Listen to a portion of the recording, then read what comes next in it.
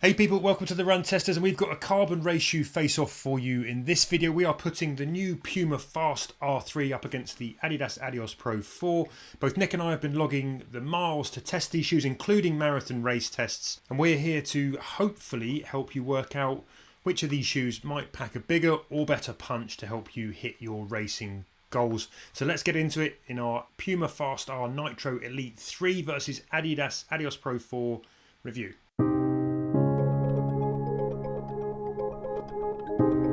First up, those all-important quick details then, starting with the stack height. And the Adios Pro 4 packs 39mm in the heel, 33 in the forefoot for a 6mm drop. The Puma Fast R3 meanwhile lands at 40mm in the heel and 32mm in the forefoot for an 8mm drop. Weight is one of the big headlines here for the Fast R3, which now weighs in at a really super light 6.2 ounces or 175 grams in my UK men's 8.5 test shoe.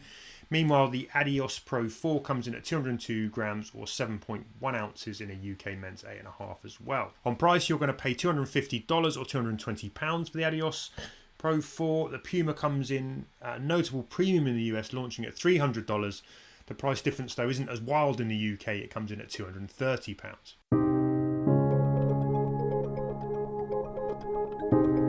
Moving on to a quick shoe comparison and starting with the midsole setup. Now, both of these shoes have been through quite significant transformations from their previous generations.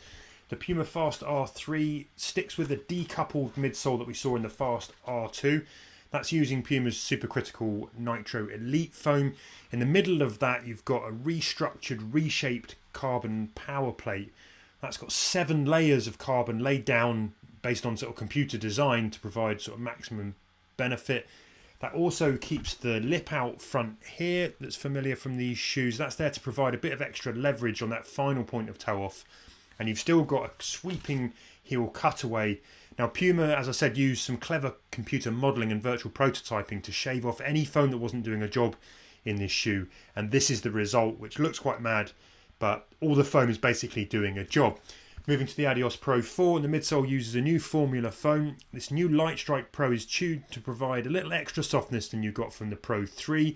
The forefoot rocker has been moved back to boost efficiency. It's now positioned at 60% of the length of the shoe. That's the same as they had in the Adios Pro Evo 1. The Adios Pro 4 also uses the same energy rods, sort of carbon energy rods 2.0 as the Adios Pro 3. Now, up top, when we're looking at the uppers, Puma has a nice, light, highly breathable ultra weave upper. It's incredibly minimal, but it feels sort of durable. It's not plastic, but it has that sort of plastic coating feel. The tongues are about the thinnest I've ever seen on a shoe. There's almost nothing to them. And I like the fact that the heel collars have some more traditional padding here. It's a bit more of a normal setup rather than the 2 pads that you sometimes see, which actually get in the Adidas. Though everything I think is still quite thin, and the heel counter is really reduced down to sort of one small section of plastic in there which you can feel. Adidas meanwhile uses some brand new light lock uppers. You've got these new locking bands that wrap the foot for a snug and secure fit, providing some additional support. These are one-way stretch woven mesh uppers. They aim to address one of the biggest gripes that people had with the Adios Pro 3. It was that some runners found the fit was a bit fussy, not entirely comfortable. Adidas sticks with those kind of minimal internal heel pads that I was mentioning, and the tongues here have a bit more to them than you'll get in the Fast R3. When you flip them over, the Fast R3 outsole has a big pad of Puma grip in the forefoot, a couple of small pads in the key heel impact zones. The heel ones look a bit small to me, and I'm seeing some sort of cutting up on the shoes from the marathon. When you move to the Adios Pro 4, you've got a really generous covering of light traction outsole rubber for the main part, with a strategic pad of continental grip on the key kind of landing points here. That's there to give a bit more kind of grip and a bit more durability. You've got pads in the heel impact zones here too that seem to offer quite a good covering actually.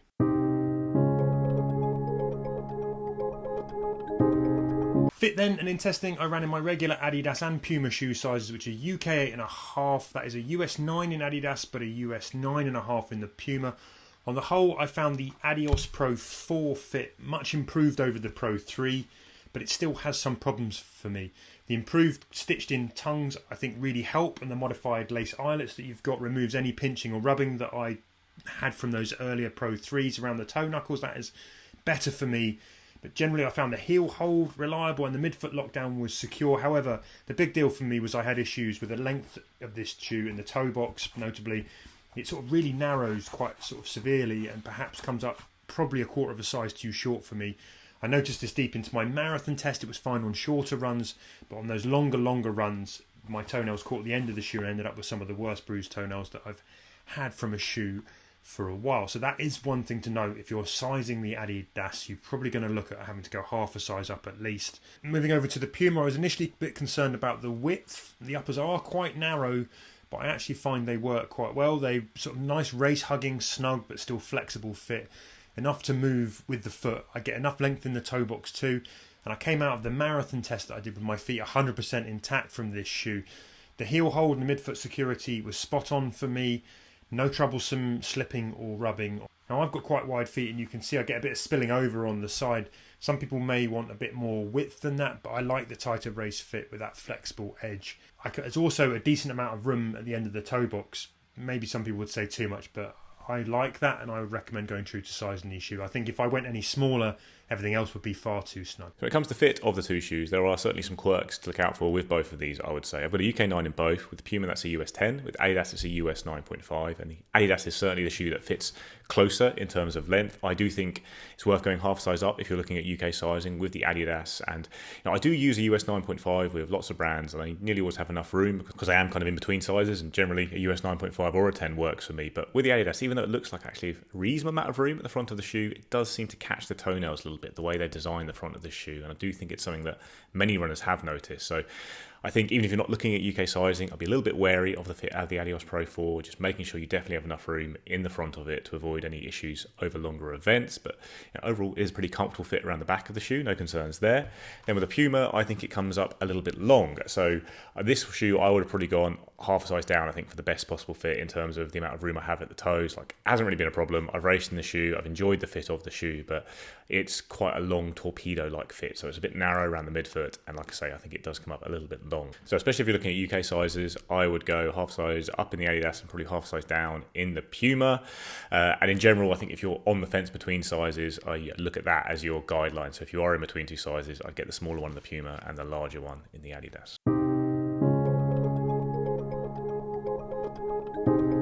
Now in testing, I've logged well north of 50 miles in both shoes. I raced the London Marathon in the Fast R3.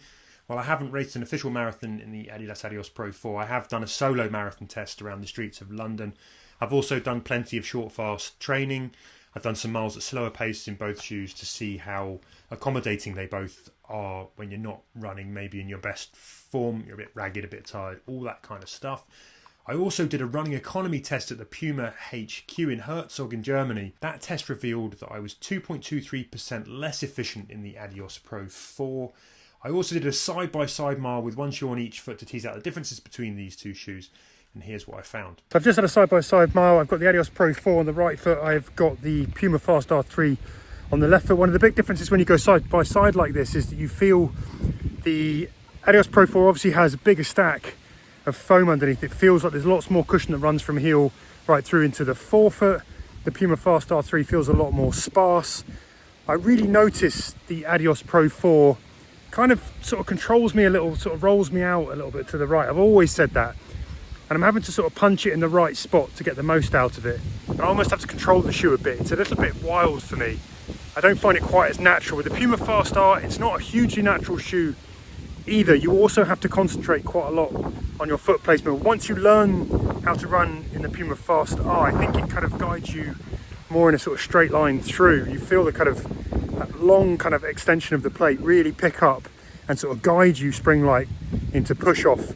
You're not going to get as much comfort under the forefoot. You can feel more of the ground coming up in the Adios Pro 4. The Adios Pro 4 actually sort of foam really cushions, it compresses and locks in and then rebounds. The Fast R3, I feel like it sinks a little more. It also feels like there's a lot less of it, so you just notice that there's more going on underfoot. So I wouldn't describe either of these two shoes as hugely natural overall compared to some other sort of carbon racers, you know, the Endorphin Pros, these kind of shoes that just feel a little bit more accommodating. You really have to lock in, think about form, and really work to get the most out of the shoes. But when you do, they are both super lively. Now, if I'm going to sum all that up, I think the Adios Pro 4 feels bigger stack. The foam under the forefoot offers a springy block that noticeably puts more between you and the road. And though I find the geometry tries sometimes to sort of govern me a little more than I would like, there are less moving parts in the ride of the Adios Pro 4 than you're going to get with the Puma Fast R3. So you might say that feels a bit more natural, but that's sort of, there's a bit of a question mark for me. The Puma Fast R3 feels really good when you hit the sweet spot, and it does take a little bit of learning to run into the shoe. There's maybe a bit more going on when you're landing further back as well. There's a bit more moving going. But when I'm moving in good form all out in both shoes, I think I prefer the ride of the Puma Fast R3. And although the forefoot stacks are sort of similar in terms of the overall volume, the way the foam compresses and the plate locks in the Puma Fast R3, I think projects you more in a smooth straight line than you get from the Adios Pro 4, and that's something that really suits how I run. On to run test, and the Fast R3 and the Adios Pro 4 are shoes I've used a lot over the past kind of month, 6 weeks. So the Adidas I've used for a lot of training in the build up to the London Marathon. I've run about 110k in it now, including a park run and lots of pretty hard training sessions. And the Puma, I've done about 80k in it, including the London Marathon itself and a park run in this shoe as well. They're two impressive shoes for sure, and the Adidas was a shoe I was considering for the London Marathon, but the Puma has come in and really blown me away with its performance, and I do think on performance it's the one that's really shone the most out of these two for me. But the Adios Pro 4 is my favourite Adidas racing shoe yet. It's lightweight, it's got a really springy and fun midsole design. I think you're getting a little bit more support and cushioning around the back of the shoe here than you do get on the Puma. Then you've got that sharp forefoot rocker, which does help give you that little bit of oomph off the toes, and in general it's a shoe that gives you all the benefits you expect from a carbon plate shoe. A nice layer of protective foam, good amount of efficiency, a little bit of bounce here from this foam as well, but for me it's really more about that sharp forefoot rocker really helping me to turn over. And yeah, it's performed well. Like, I've done long runs in this shoe. Every time I've run fast in the shoe or done anything in it, I've been impressed by the level of performance. However, I do think the Puma has impressed me more. Like, it's got a wilder design. You are getting less support around the heel and in general because of the cutouts, but the rocker on the shoe and the way it transitions from heel to toe really speedily just really works very well for me. I find it a shoe that is one that you can just feel the benefit almost with that long extended plate. It really does position your foot in a quite mechanical way and in an intrusive way. Some people might not like the feeling of the Puma because it is a little bit unnatural to run in it, but it really gets you flowing and moving well. And just in general, I've always found I've been running at faster paces than I've kind of expected when I'm using the Puma, and that's just, I think, testament to the kind of efficiency benefits you get from it. Like, I really enjoyed using it on the marathon. It felt amazing in the first half when I was running well and running strongly, and then as I struggled in the second half of the race, I still felt it was giving me a little bit of an extra juice to keep rolling over and just push on and hold a relatively decent pace in the second half of the race. And that was one concern I did have with the Puma, is that it is got this big heel cutout. I am a heel striker, and I thought, as I'm starting to slow down and struggle, is it going to feel really unpleasant to run in the shoe like this? And that really wasn't the case. I still felt like it was pushing me on quite nicely. I think I did do a similar run in both shoes actually kind of a week apart during training, where I did park run all out and then 5k at my marathon pace straight afterwards. Like, when I did it with the Adidas, I did also do a 5k before the park run at marathon pace, so I was a little bit more tired, which is why I think the park run was slower in the Adidas than in the Puma. But it was more probably about that last 5k at marathon pace, where it just felt really controlled and effortless in the Puma, and just felt like I could really push at that pace and give myself a little bit of belief about running that pace for a full marathon, whereas it was a little bit more of a stretch in the Adidas. It did kind of help carry me through that 5k in a hard training session during a hard training week, but just all round, I think you are getting a little bit more extra push from the Puma. I think the benefits you get from a carbon shoe, from both of these carbon shoes, are just a little bit more magnified with the Puma. I did do a short run wearing both shoes at the same time as well, and I think the Adidas does feel a bit softer, certainly at the heel there, and just a cushier shoe, maybe a more accommodating shoe that maybe might suit some runners a bit better than the wilder, more unnatural Puma. But the transition on the Puma is so fast, is so efficient and effective. I think it really does work in pushing onto that forefoot, and then you get that exaggerated toe spring because of the extended plate, and I think it just really works in producing that fast racer. And it's also the lighter shoe of the pair. They're both very lightweight shoes, but the Puma's really taken to the next level, and I do think that is a little bit noticeable as well, especially as a high cadence runner, constantly picking up my feet. That lightness is something I always enjoy.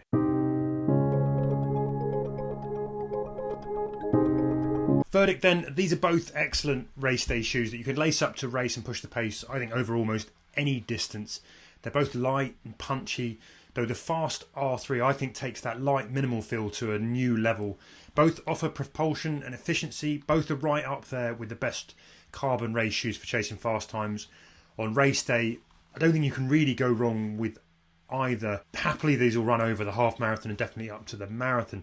Now, the Adios Pro 4 is a lively, fun and propulsive. It definitely delivers for a carbon racer. And if you can get the fit right, I think it's a shoe with big PB potential. The Puma Fast R3 has been getting a lot of hype, and I've seen the mumbles and grumbles about that. Maybe it's overhyped, maybe there's too much talk of it. It's also pretty hard to get hold of, which will be frustrating, I know. But for my test, I think it deserves a lot of that praise. I think it's an excellent racer for almost any distance. It has everything I look for in a marathon race shoe, and it will handle everything up to the marathon. It's light, snappy, it's highly energetic, really comes to life when you start moving at marathon pace, effort or faster.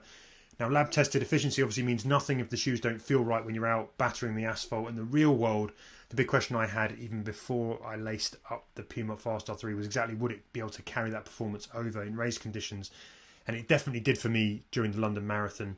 It gave me everything that I needed with a sort of half PB in the first half of that race. I went out too fast. It was probably almost doing too good a job, but it really helped me hold on when things got really tough in the final 6 miles because it's light, because it's still giving you that efficiency. And it actually sort of catered for me even when I was struggling a bit, which was okay. So working out which shoe of these might be best to you might just come down to a few important distinctions. The first, I think, is that fit that I mentioned. The toenail woes in the Adios Pro 4 are problematic for me. They're not for everyone. If you suffer them, it's not great. Watch out on fit. If you can get the sizing right on the shoe, it's happy days. Then there's the ride. I think the Adios Pro 4 has more cushion. I think it offers more protection. And that would be my choice or my recommendation for runners who are a little bit worried that they might need more between themselves and the road for a longer time on feet. Maybe if they're not sure if it's going to go right towards the end. The Puma is a bit more exposed. There's more moving parts. You feel it a bit more when you're moving at a slower pace. I don't think the Puma Fast-R is for everyone as well. And that's not me being elitist. I just think there are better shoes if you're going to be moving at a 4-hour marathon plus pace. And for those runners, I think the Adios Pro 4 will probably be the better shoe. If you're a sub-3 marathon chaser in that kind of ballpark, I think the Puma Fast-R would be my choice, be my recommendation from these two. When you're running in good form, it's giving you an efficiency edge. It's so light, it's just so snappy, and yeah, it's just one of my shoes so far of the year. So on to the verdict, and just looking purely at performance, which is pretty much how I judge my racing shoes, the Puma Fast R3 is the one I'd rather have of these two on my feet for races of any distance, really. Like, I think it's got enough support for me to go for the full marathon distance, even if I'm starting to struggle at the end. It's just a lighter, faster feeling shoe as well for those shorter events. So yeah, looking at that alone, the Puma Fast R3 is the one I'd get. It is hard to get though. It's more expensive than the Adidas as well, and I do think the Adidas is a bit more accommodating to runners who might be looking at slightly slower times, events like the marathon. You're going to get a softer shoe here, and as long as you don't have any problems with the fit around your toes, I think you're going to get a little more comfortable one for the long haul as well. So yeah, there are some reasons why some runners might prefer to look at the Adidas, but pure performance, the Fast R3 is the one I'd get. So there you have it. That's our verdict of the new Puma Fast R3 versus the Adios Pro 4. We hope you found it informative. We'd love you to hit like and subscribe. If you do, ring the bell to make sure you hear when other videos land on the channel. If you're interested in carbon races, I'm going to put a video up on the channel right now that you should go and watch. Lots of head-to-heads as well. Go and check them out. Otherwise, as ever, thank you very much for stopping by and spending time. And until next time, happy running, people.